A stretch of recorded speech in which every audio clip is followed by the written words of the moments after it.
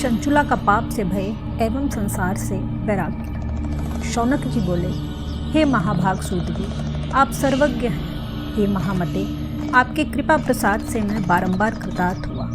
इस इतिहास को सुनकर मेरा मन अत्यंत आनंद में निमग्न हो रहा है। अतः अब भगवान शिव में प्रेम बढ़ाने वाली शिव संबंधिनी दूसरी कथा को कहिए। अमृत पीने वालों को लोक में कहीं मुक्ति नहीं प्राप्त होती है, किंतु भगवान शंकर के कथा मत का पान तो प्रत्यक्ष ही मुक्ति देने वाला है।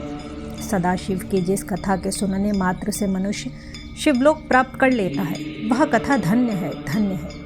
और कथा का श्रवण कराने वाले आप भी धन्य हैं, धन्य हैं।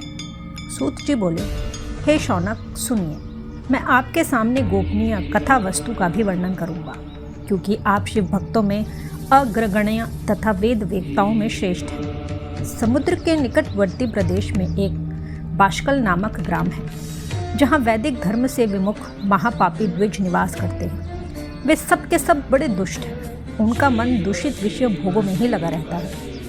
वे न देवताओं पर विश्वास करते हैं, न भाग्य पर। वे सभी कुटिल वृत्ति वाले हैं, किसानी करते और भांति भांति के घातक अस्त्र शस्त्र रखते हैं। वे पर स्त्री गमन करने वाले और खल हैं। ज्ञान, वैराग्य तथा सधर्म को वे बिल्कुल नहीं जानते हैं। वे सभी पशु बुद्धि वाले हैं और सदा दूषित बातों को सुनने में संलग्न रहते हैं। जहाँ के द्विज ऐसे हों, वहाँ के अन्य वर्णों के विषय में क्या कहा जाए। अन्य वर्णों के लोग भी उन्हीं की भांति कुत्सित विचार रखने वाले, स्वधर्म विमुख एवं खल हैं।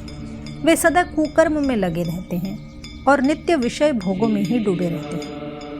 वहाँ की सब स्त्रियाँ भी कुटिल स्वभाव की, स्वेच्छाचारिणी, पापासक, कुत्सित विचार वाली और व्याभिचारिणी हैं। वे सद्व्यवहार तथा सदाचार से सर्वथा शून्य हैं। कुजनों के निवास स्थान उस बाष्कल नामक ग्राम में किसी समय एक बिंदुक नामधारी ब्राह्मण रहता था। वह बड़ा अधम था। वह दुरात्मा और महापापी था। यद्यपि उसकी स्त्री बड़ी सुंदर थी, तो भी वह कुमार्ग पर ही चलता था। काम वासना से कलुषित वह वेश्यागामी था। उसकी पत्नी का नाम चंचुला था। वह सदा उत्तम धर्म के पालन में लगी रहती थी, तो भी उसे छोड़कर वह दुष्ट ब्राह्मण कामासक्त होकर वैश्यागामी हो गया था। इस तरह कुकर्म में लगे हुए उस बिंदु के बहुत वर्ष व्यतीत हो गए। उसकी स्त्री चंचुला काम से पीड़ित होने पर भी स्वधर्म नाश के भय से कलेश सहकर भी दीर्घ काल तक धर्म से भ्रष्ट नहीं हुई, परंतु दुराचारी पति के आचरण से प्रभावित होने के कारण काम पीड़ित हो आगे चलकर वह स्त्री भी दुराचारिणी हो गई। भ्रष्ट चरित्र वाली वह कुमार्ग गामिनी अपने पति की दृष्टि बचाकर रात्रि में चोरी छिपे अन्य पापी जार पुरुष के साथ रमण करने लगी। हे मुने, एक बार उस ब्राह्मण ने अपनी उस दुराचारिणी पत्नी चंचुला को कामासक्त हो पर पुरुष के साथ रात्रि में संसर्गरत देख लिया। उस दुष्ट तथा दुराचार में आसक्त मन वाली पत्नी को रात में पर पुरुष के साथ व्यभिचार रत देखकर वह क्रोधपूर्वक वेग से दौड़ा। उस दुष्ट बिंदु को घर में आया जानकर वह कपटी व्यभिचारी तेजी से भाग गया। तब वह दुष्टात्मा बिंदुक अपनी पत्नी को छोड़कर उसे डांटता हुआ मुक्कों से बार बार पीटने लगा। वह व्यभिचारिणी दुष्टा नारी चंचुला पीटी जाने पर कुपित होकर निर्भयता पूर्वक अपने दुष्ट पति बिंदुक से कहने लगी, मुझ पति परायणा युवती पत्नी को छोड़कर आप कुबुद्धिवश प्रतिदिन वेश्या के साथ इच्छानुसार रमण करते हैं। आप ही बताएं कि रूपवती तथा कामासक्त चित्त वाली मुझ युवती की पति संसर्ग के बिना क्या गति होती होगी। मैं अत्यंत सुंदर हूँ तथा नव यौवन से उन्मत्त हूँ। आपके संसर्ग के बिना व्यथी चित्त वाली मैं कामजन्य दुख को कैसे सह सकती हूँ। सूत जी बोले, उस स्त्री के इस प्रकार कहने पर वह मूढ़ बुद्धि मूर्ख ब्राह्मण धम स्वधर्म विमुख दुष्ट पापी बिंदुक कहने लगा, काम से व्याकुल चित्त होकर तुमने यह सत्य ही कहा है। हे प्रिय, तुम भय त्याग दो और मैं जो तुमसे हित की बात कहता हूँ उसे सुनो। तुम निर्भय होकर नित्य पर पुरुषों के साथ संसर्ग करो, उन्हें संतुष्ट करके उनसे धन खींचो। वह सारा धन वेश्या के प्रति आसक्त मन वाले मुझको दे दिया करो। इससे तुम्हारा और मेरा दोनों का ही स्वार्थ सिद्ध हो जाएगा। सूत जी बोले, पति का यह वचन सुनकर उसकी पत्नी चंचुला ने प्रसन्न होकर उसकी कही बात मान ली।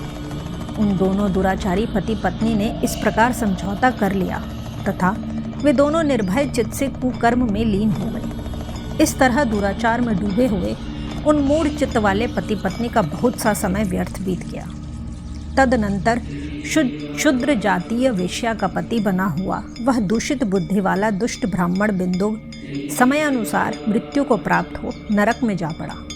बहुत दिनों तक नरक के दुख भोगकर वह मूढ़ बुद्धि पापी विंध्य पर्वत पर भयंकर पिशाच हुआ। इधर उस दुराचारी पति बिंदु के मर जाने पर वह मूढ़ हृदया चंचुला बहुत समय तक पुत्रों के साथ अपने घर में ही रही। इस प्रकार प्रेम पूर्वक कामासक्त होकर जारों के साथ विहार करती हुई उस चंचुला नामक स्त्री का कुछ यौवन समय के साथ ढलने लगा। एक दिन दैव योग से किसी पुण्य पर्व के आने पर वह स्त्री भाई बंधुओं के साथ गोकर्ण क्षेत्र में गई। तीर्थ यात्रियों के संग से उसने भी उस समय जाकर किसी तीर्थ के जल में स्नान किया। फिर वह साधारणतया मेला देखने की दृष्टि से बंधुजनों के साथ यत्र तत्र घूमने लगी। घूमती घामती किसी देव मंदिर में उसने एक दैवज्ञ ब्राह्मण के मुख से भगवान शिव की परम पवित्र एवं मंगल कारिणी उत्तम पौराणिक कथा सुनी। कथावाचक ब्राह्मण कह रहे थे कि जो स्त्रियां पर पुरुषों के साथ व्यभिचार करती हैं वे मरने के बाद जब यमलोक में जाती हैं तब यमराज के दूत उनकी योनि में तपे हुए लोहे का परिघ डालते हैं।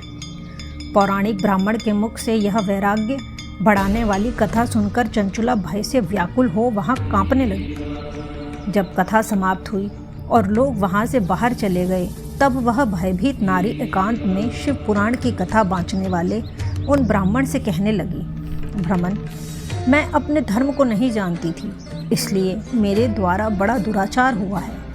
स्वामिन, इसे सुनकर मेरे ऊपर अनुपम कृपा करके आप मेरा उद्धार कीजिए। हे प्रभु, मैंने मूढ़ बुद्धि के कारण घोर पाप किया है। मैंने कामंध होकर अपनी संपूर्ण युवावस्था व्यभिचार में बिताई है। आज वैराग्य रस से ओतप्रोत आपके इस प्रवचन को सुनकर मुझे बड़ा भय लग रहा है। मैं काँप उठी हूँ और मुझे इस संसार से वैराग्य हो गया है। मुझ मूढ़ चित्त वाली पापिनी को धिक्कार है। मैं सर्वथा निंदा के योग्य हूँ। मैं कुत्सित विषयों में फंसी हुई हूँ और अपने धर्म से विमुख हो गई हूँ। थोड़े से सुख के लिए अपने हित का नाश करने वाले तथा भयंकर कष्ट देने वाले घोर पाप मैंने अनजाने में ही कर डाले।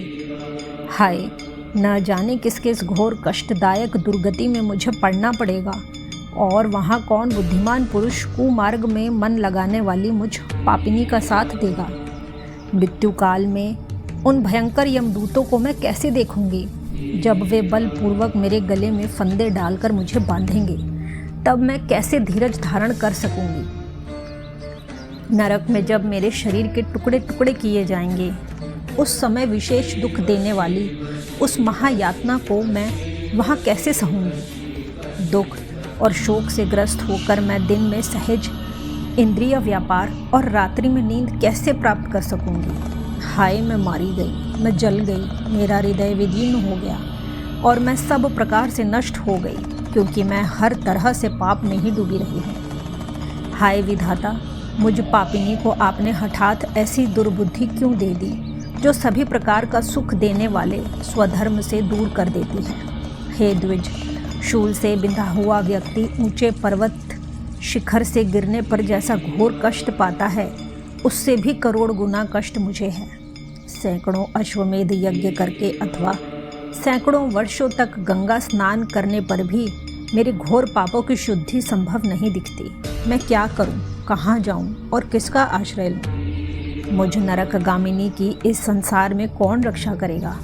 हे ब्राह्मण, आप ही मेरे गुरु हैं, आप ही माता और आप ही पिता हैं। आपकी शरण में आई हुई मुझ दीन अबला का उद्धार कीजिए, उद्धार कीजिए। सूत जी बोले, हे शौनक, इस प्रकार खेद और वैराग्य से युक्त हुई चंचुला उस ब्राह्मण के चरणों में गिर पड़ी। तब उन बुद्धिमान ब्राह्मण ने कृपापूर्वक उसे उठाकर इस प्रकार कहा।